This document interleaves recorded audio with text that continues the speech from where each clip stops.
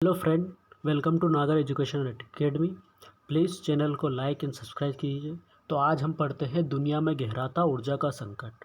हाल ही में हमने देखा है कि चीन में अभी बिजली का संकट आया था। तो एक दिन में कम से कम 8 से 10 बार वहाँ पर बिजली जा रही थी। तो ऐसा ही संकट अभी ब्रिटेन में प्राकृतिक गैस के भाव बढ़ गए हैं।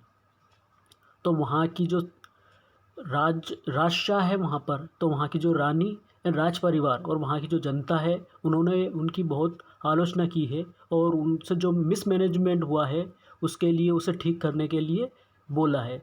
लेकिन ये जो ऊर्जा संकट है, ये धीरे धीरे दुनिया में अपने पैर पसार रहा है। चीन के बाद ये आगे भी बढ़ रहा है। तो इसको हम थोड़ा डिस्कस करते हैं। चीन में जाने के बहुत सारे कारण थे। अभी जो बिजली गई थी उसके बहुत सारे कारण थे। सबसे पहला कारण है कोरोना में जो लॉकडाउन हुआ था उसका। ये चीन है, चीन में जो लॉकडाउन है उसके द्वारा भी यहाँ पे सबसे बड़ी कारण था कोरोना की। जो लॉकडाउन है उसकी वजह से बहुत सारी कोयला खदानों में काम नहीं हो पाया था, तो इसका प्रोडक्शन कम हो गया था। और चाइना ने 2060 में पेरिस में जो क्लाइमेट चेंज का एग्रीमेंट हुआ था उसमें बोला गया था चाइना के द्वारा कि 2060 में ये पूर्णतः कार्बन का उत्सर्जन बंद कर देंगे। ये पेरिस क्लाइमेट एग्रीमेंट साइन किया था। इसकी वजह से इन्होंने क्या किया कि जो कार्बन का खनन है वो कम कर दिया है। तो बिजली जो जितनी इनको आप चाहिए था कोयला, उतना पर्याप्त मात्रा में कोयला नहीं मिल पाया। एंड हुआ क्या कि ऑस्ट्रेलिया के साथ इनका संबंध खराब हो गया, क्योंकि ऑस्ट्रेलिया ने ही सबसे पहले चाइना को कोरोना के लिए जिम्मेदार ठहराया था। तो इन्होंने क्या किया कि ऑस्ट्रेलिया से जो ये कोयला मंगवाते थे उसको पूरी तरीके से बैन कर दिया।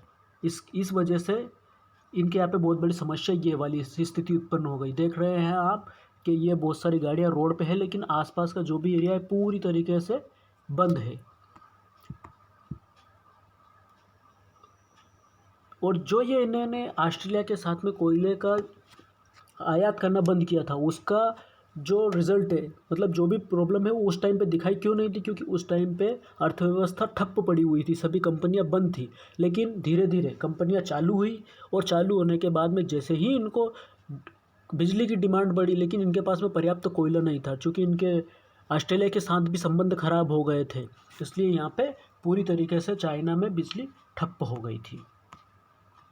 अब यही कुछ संकट भारत में देखने को मिल रहा है। तो थोड़े समय पहले क्या हुआ कि भारत में भी 72 थर्मल प्लांट में 8,817 मेगावाट बिजली का उत्पादन ठप्प पड़ा हुआ है।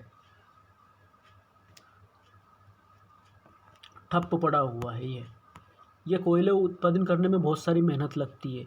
और अब ऐसी स्थिति को बचने के लिए, अब हमें इसी स्थिति के बचने के लिए रिन्यूएबल एनर्जी की तरफ जाना होगा, तभी हमारा कुछ हो पाएगा। वरना आने वाले टाइम में हम ऐसी स्थिति का समस्या को हमेशा फेस करते रहेंगे। इंडिया में ये जो क्राइसिस आने वाला है, मतलब आया नहीं है, लेकिन अभी इंडियन गवर्नमेंट ने बोला है कि हमने कोल इंडिया को बोल दिया है कि वो पर्याप्त मात्रा में कोयले का प्रोडक्शन करके रखे।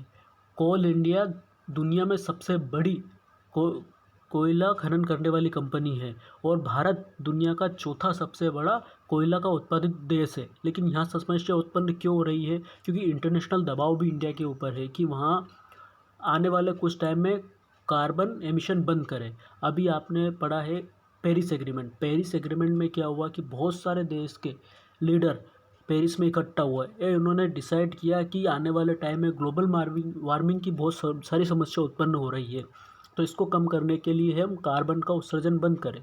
चूँकि ऑस्ट्रेलिया, अमेरिका, ब्रिटेन ये डेवलप्ड कंट्री है और इनके पास टेक्नोलॉजी है, तो ये अभी फ़िलहाल में इसको बंद कर सकते हैं कार्बन एमिशन को। लेकिन इंडिया, चाइना भी उतनी डेवलप कंट्री नहीं है और ना ही इनके पास टेक्नोलॉजी है। तो इनको थोड़े थोड़े टाइम दिया गया है कि आप अपनी तरफ से बताइए कि आप कब तक इसको कम कर सकते हैं। तो चाइना ने बोला है कि हम 2060 तक इसको पूर्णतः बंद कर देंगे, लेकिन इंडिया ने बोला है कि हम 45 से 50 तक इसका 33% एमिशन कम करेंगे। इसके बाद में फिर हम जैसे और आप हमें टेक्नोलॉजी प्रोवाइड कीजिए और हम इसको धीरे धीरे बंद करेंगे। तो कुछ इस वीडियो में कुछ सीखने का मिला हो तो चैनल को लाइक एंड सब्सक्राइब कीजिए। थैंक यू, धन्यवाद।